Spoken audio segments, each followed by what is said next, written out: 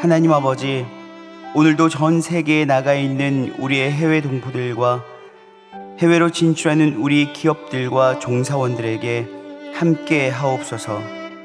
글로벌 시대의 전 세계가 우리 대한민국의 일터가 되게 하시고 밟는 땅마다 점령하게 하시며 하나님께서 함께하여 주시기를 원합니다. 예수님의 이름으로 기도합니다. 아멘.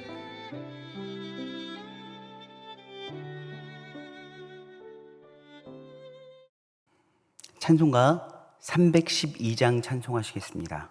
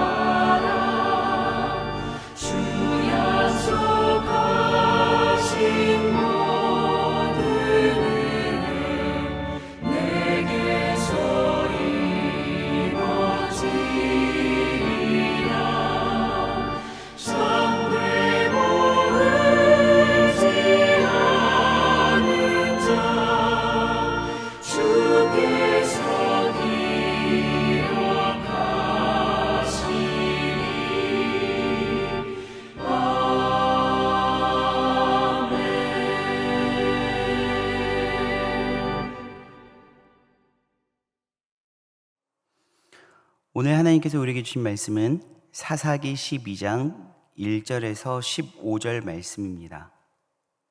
사사기 12장. 에브라임 사람들이 모여 북쪽으로 가서 입다에게 이르되 내가 암몬 자손과 싸우러 건너갈 때에 어찌하여 우리를 불러 너와 함께 가게 하지 아니하였느냐.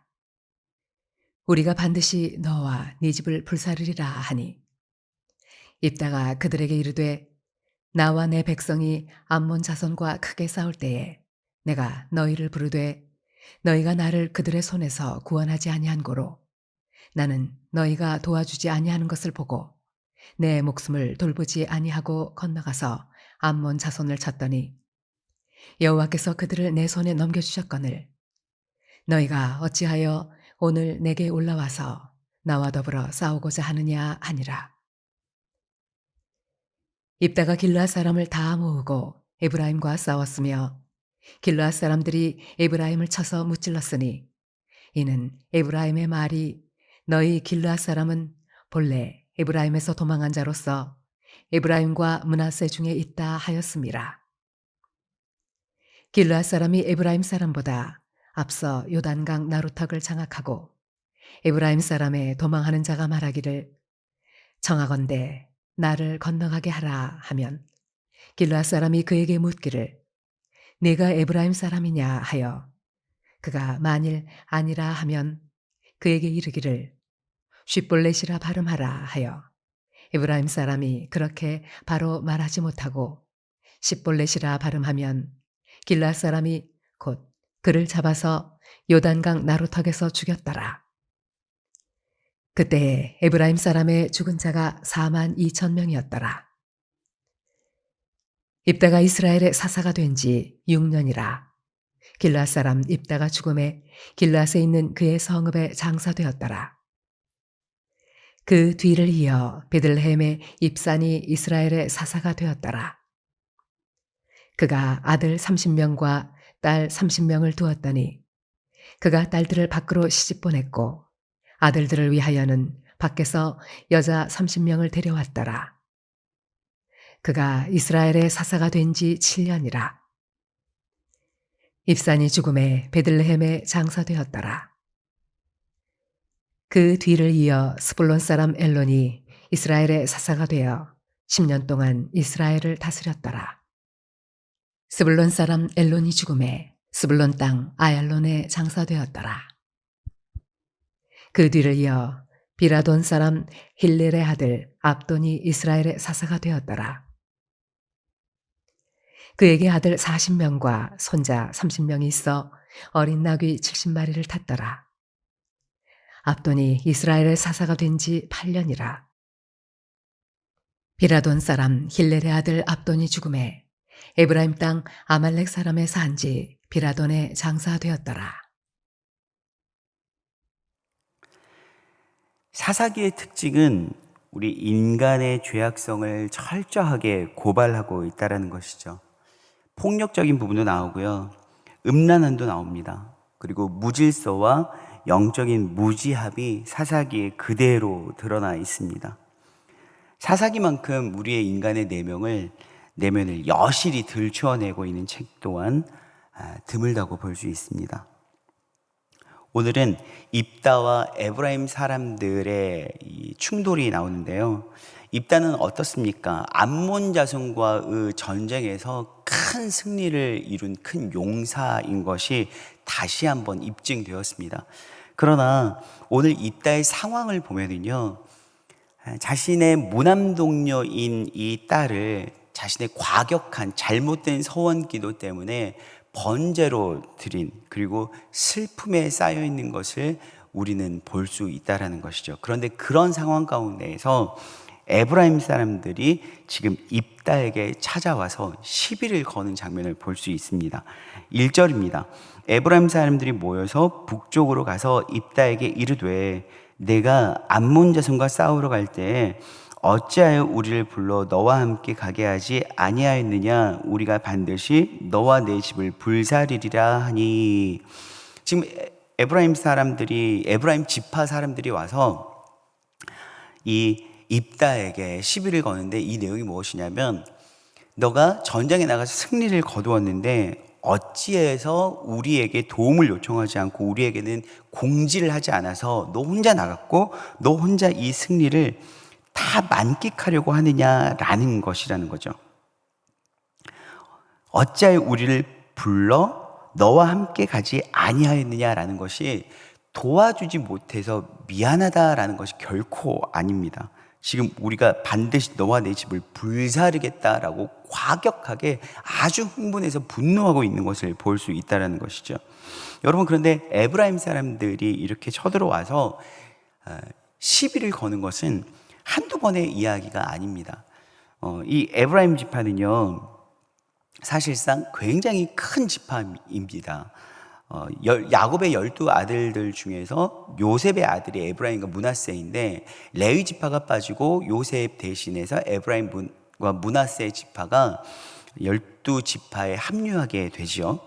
그러면서 여러분, 이들은 여호수아가 가나안 땅에 들어가서 땅을 정복하게 됐을 때 에브라임 지파는 상당히 많은 땅들을 차지하게 됩니다.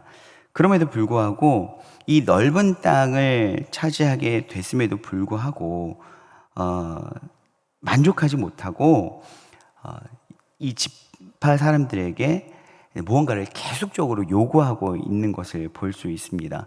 기드온의 승리에 때에도 이 에브라임 지파가 찾아가서 11일 걸었었죠. 그런데 오늘 입다에게도 동일하게 찾아가서 이렇게 자신의 이야기를 하고 있는 것들을 볼 수 있습니다. 그런데 2절, 입다는 이전 기드온과는 사뭇 다른 반응으로 에브라임 지파 사람들에게 이야기하고 있습니다. 입다가 그들에게 이르되 나와 내 백성이 암몬 자손과 크게 싸울 때에 내가 너희를 부르되 너희가 나를 그들의 손에서 구원하지 아니한 고로 3절 나는 너희가 도와주지 아니하는 것을 보고 내 목숨을 돌보지 아니하고 건너가서 암몬 자손을 쳤더니 여호와께서 그들의 내 손에 넘겨주셨거늘 너희가 어찌하여 오늘 내게 올라와서 나와 더불어 싸우고자 하느냐 하니라. 예전에 기드온 같은 경우에는 에브라임 사람들이 시비를 걸었을 때 그들의 강함과 분노를 마치 엄청 놀라운 처세술로 부드럽게 대응했었어요. 그런데 오늘 입다는 그런 사람이 아닙니다. 정면 승부하는 사람이고 그는 큰 용사였고 뿐만 아니라 딸을 잃은 슬픔 가운데 있어서 그는 감정적으로 주체하지 못하는 상황 가운데 있다라는 것이죠. 오늘 에브라임 사람들에게 내가 너희에게 도와주라고 말을 했을 때에는 아는 척도 안 하더니 지금 이렇게 다 전쟁이 끝나고 와서 너희가 나에게 왜 싸우고자 하느냐라고 이야기를 하는 것이죠. 여러분, 지금 입다도 마찬가지고 에브라임도 마찬가지고 그들은 동일한 하나님 안에서의 형제된 사람들입니다. 그럼에도 불구하고 이들은 하나님을 잃어버렸기 때문에 자신들의 기준을 가지고 들고 와서 싸움을 하고 있다는 것이죠. 전형적인 사사시대의 죄성이 그대로 드러나 있는 본문이 오늘 12장입니다. 사사시대 하면 여러분들은 무엇이 생각나십니까? 자기 소견에 옳은 대로 행하였더라라는 말씀이 여러분 생각나시죠? 하나님이라는 절대 기준이 없어져 버리고 하나님의 말씀이 절대 진리인 세상이 아니라 각자가 느끼고 각자가 옳다라고 규정하는 것이 진리가 되어서 자신들만의 진리를 쫓는 세상이 바로 사사시대입니다. 그렇기 때문에 입다는 입다의 진리, 자신의 옳음을 펼치고 있는 거고요. 에브라임 사람들은 에브라임 사람들의 정서와 문화 속에서 나타난 자신들의 만의 진리를 가지고 이야기하고 있습니다. 절대적 진리가 사라졌을 때 각자의 상대적 진리로 충돌하는 사람들의 모습, 여러분 그것은 결코 아픔과 전쟁밖에 없다라는 것이죠. 오늘 이스라엘 백성들도 마찬가지입니다. 이들은 이 에브라임 사람들과 입다가 다시 한번 충돌합니다. 그런데 오늘 4절을 보시면 입다가 길앗 사람을 다 모으고 에브라임 사람과 싸웠으며 길앗 사람들이 에브라임을 쳐서 무찔렀으니 이는 에브라임의 말이 너희 길앗 사람 본래 에브라임에서 도망한 자로서 에브라임과 므낫세 중에 있다 하였음이라 라고 이야기를 하고 있습니다. 이 에브라임 사람들이 자꾸 입다와 이 길앗 사람들의 아픔을 자꾸 건드리는 거예요. 여러분 우리도요 전쟁이 더 과격해지는 이유는 무엇이냐면 상대의 아픔을 자꾸 자극할 때입니다. 그런데 교회 안에서도 이러한 모습들이 간혹가다 보여진다는 것이죠. 사역을 하면서 제일 마음이 아픈 것이 무엇이냐면 같은 공동체 안에서 서로가 서로의 연약함을 보듬어 주는 것이 아니라 서로가 서로의 연약함을 공격하면서 다투는 모습을 볼 때 목회자로서 너무너무 가슴이 아픕니다. 그러니 여러분 이 모든 우주 모든 만물을 다스리시고 통치하시고 창조하신 하나님께서 한 나라와 민족과 민족이 전쟁으로 얼룩진 모습을 볼 때 얼마나 하나님이 가슴 아프시겠습니까? 입다 같은 경우에는 기생의 아들이라는 것 때문에 형제들로부터 기업을 잇지 못하고 쫓겨났습니다. 자신의 힘으로 살아보겠노라고 결단하고 나온 것도 아니고 쫓겨나서 잡류들과 함께 전쟁에 참여해서 승리를 얻었던 사람입니다. 어떻게 보면 자수성가한 거죠. 아무것도 없는데 자신이 피땀 흘리면서 노력해서 하나의 세력을 일구고 그것으로 성공한 사례라고 볼 수 있습니다. 그런데 그 성공을 탐낸 사람들이 와서 그 아픔을 계속해서 과거의 아픔, 꼬리표를 내가 떼려고 했고 이제야 꼬리표가 떨어진 것 같은데 그 꼬리표를 자꾸 언급하면서 그 상처를 건드릴 때 이 전쟁은 오히려 깨끗하게 끝날 수 있었던 문제조차 더 커진다라는 것이죠. 6절입니다. 그에게 이르기를 쉿볼렛이라 발음하라 하여 에브라임 사람이 그렇게 바로 말하지 못하고 쉿볼렛이라 발음하면 길르앗 사람이 곧 그를 잡아서 요단강 나루턱에서 죽였더라. 그때 에브라임 사람의 죽은 자가 4만 2천 명이었더라 라는 것입니다. 어쩌면 오늘 입다와 에브라임 사람들은 그저 잘 응수하고 잘 응대하고 대화해서 풀어갈 수 있는 문제였습니다. 내가 도움을 요청하지 않은 것이 아니라 도움을 요청했으나 당신들이 오지 못했었는데 어떤 문제가 있었나 봅니다 라고 서로 이해하고 헤어졌으면 이런 형제들 간에 문제가 없었겠지만 오늘 끊임없이 서로가 자신의 아픔들을 들추어내고 그 아픔을 공격할 때 상상 이상의 비극이 펼쳐졌다라는 것입니다. 그 문제로 인해서 4만 2천 명이 여러분 죽음을 당하게 됩니다. 뿐만 아니라 이 전쟁 앞에서 적군을 죽이고 살리는 것이 무엇이냐면 내 힘으로 어찌 되지 않는 타고난 문제를 가지고 공격한다라는 것이죠. 사랑하는 여러분, 내 힘으로 뭔가를 고치려고 해도 되어지지 않는 부분들이 있습니다. 오늘 입다의 출생 문제도 그렇죠. 입다가 그렇게 태어나고 싶어서 태어난 것이 아니라 태어나 보니 기생의 아들로 태어났던 것이고, 또한 이 에브라임 사람들도 자신들이 타고난 지역별 언어 때문에 발음이 되어지지 않는 타고난 인생의 문제였다라는 것입니다. 그러나 오늘 이들은 각각 자신들의 어찌할 수 없는 타고난 문제들을 가지고 본성의 문제를 가지고 공격해서 죽고 죽이는 살상을까지도 여러분 자행하고 있다라는 것이죠. 우리 안에서도요, 타고났기 때문에 어찌할 수 없는 것들이 있습니다. 그러나 그것은 공격할 문제가 아니라 기도해 줘야 할 문제임을 우리가 기억하셔야겠습니다. 오늘 한 사람 한 사람 각자의 연약함을 하나님 앞에 고백하고 또한 타인의 아픔을 바라볼 수 있는 따뜻한 시선, 내가 그를 위해서 기도해 줄 수 있는 따뜻한 하나님의 마음이 우리 안에 부어지길 소망합니다. 기도하시겠습니다. 사랑하는 하나님, 감사합니다. 우리는 때로 내가 어찌할 수 없는 문제로 인해서 공격을 받기도 하고 나 또한 누군가의 어쩔 수 없는 문제를 공격하기도 합니다. 그 문제는 생각했던 것보다 더 큰 문제로 발전하고 다툼이 되기도 합니다. 하나님, 우리들의 이런 시선들을 주님께서 터치하여 주셔서 연약함을 오히려 중보할 수 있는 마음을 허락하여 주시옵시고 서로가 서로의 연약함을 보도해 줄 때 하나 되고 연합되는 공동체가 될 수 있도록 도와주시옵소서. 예수 그리스도의 이름으로 기도합니다. 아멘.